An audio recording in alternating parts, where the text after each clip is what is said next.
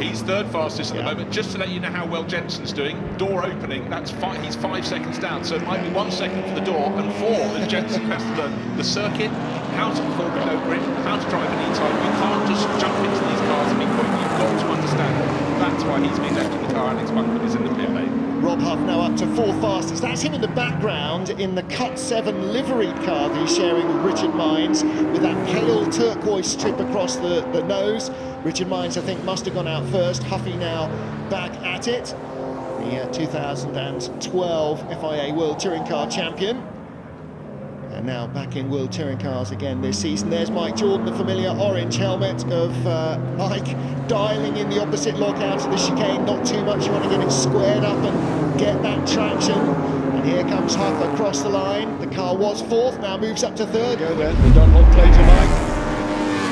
78, the MVs are going to be, as I said at the outset of the opening of this session, this Goodwood circuit is very fast indeed. All the riders will tell you it's quick, so they have to pay attention to the gearing. If they don't blow the machinery up, it's better to pull a tall gear and keep it going than it is to have it rolling its head off and fall apart. Good improvement there from Dean Harrison on the number 45 match list, so they've moved up now to just into the top 10, I believe, which is fantastic from them. TT rider of today and tomorrow, Dean Harrison. Yes. Father Conrad, a TT winner on 3 wheels. Was he really? Sidecar TT winner, and was at Cadwell with us a couple of weeks ago. So Michael Dunlop has gone fastest of anybody in the first sector. Just coming to the second sector point now, halfway down this straight, just after the King. Just waiting on the time to come through now to see if he can do it. Oh, it's a yellow second sector, so he's finding time in the first sector but losing in the second sector. Prediction is, though, that he may still go fastest, looking at our timing predictor in the bottom right-hand side of the TV screen. Again, that puff of smoke. Yes, coming through the chicane on the power, nice and early, uses all the curve there. Is he going to go quicker again? Let's see as he comes up to the line. This is Michael Dunlop improving his pole. Will he do it? Yes, he will. He's into the... Wow, into the 28s now, a 1 minute 28.4. That is a second and a half.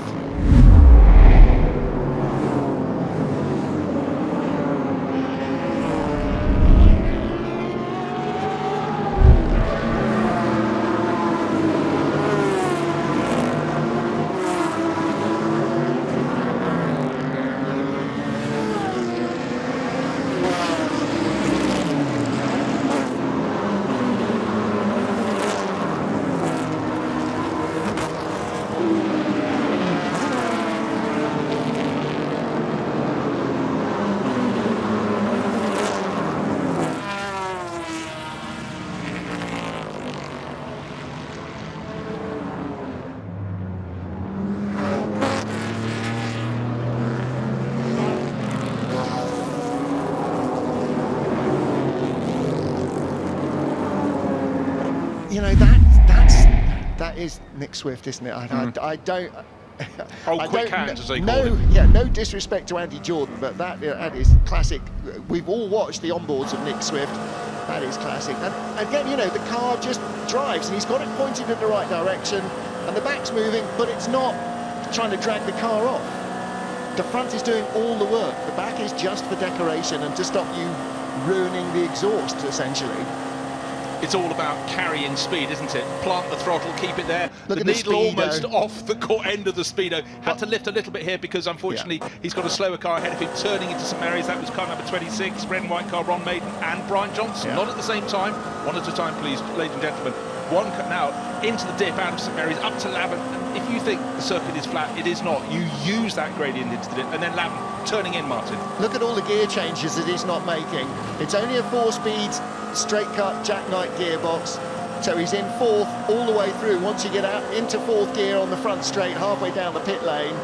Oh, I tell a lie, now he's in 4th, so St Mary's in 3rd. Speedo nearly round to full on the fuel gauge, which is at the bottom of the Speedo there. It's a bit like Waddington's Formula 1. Look at those gauges. You've gone through that corner too fast, tyre wear 1. But now, how many bites of the cherry would you like through Woodcote? But this is absolutely glorious. Tiny little bit of understeer there in the second element, down into second. And again, make the front do all the work. The rear is just really for decoration.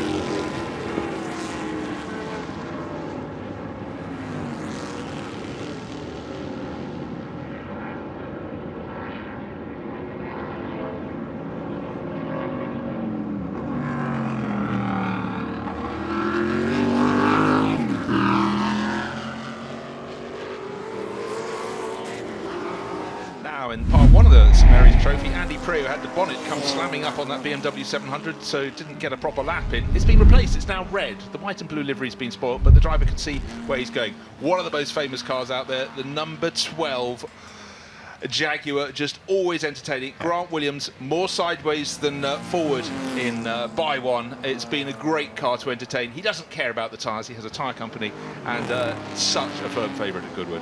He is a real entertainer, not only here in the Revival, but also the Festival of Speed. Last time I saw this car moving was at the Festival of Speed a couple of years ago, and he followed the drifters up the hill, and he was giving as good as they gave, no question at all. Now, a lot of people are aware that By One has had various different iterations and various different body shells, and people do say, well, it's not the original By One. If you've got a personalised registration on your car, it moves from car to car. That's the way these things work. It does. Daddy-O wasn't always necessarily on the elite for which it is most famously attached, and there are lots of registrations like that. Some cars, the registration always stays. Some cars, it goes with the owner. So Grant Williams, yes, he does love his Jag, and it clearly revels. I don't know quite how he builds it, but it revels in the way he drives it. And it's so idiosyncratic. I always think it must be very hard for somebody else with, let's say, softer hands than Grant to get the same out of it, because you just saw him there in the chicane. He's not feeding it through.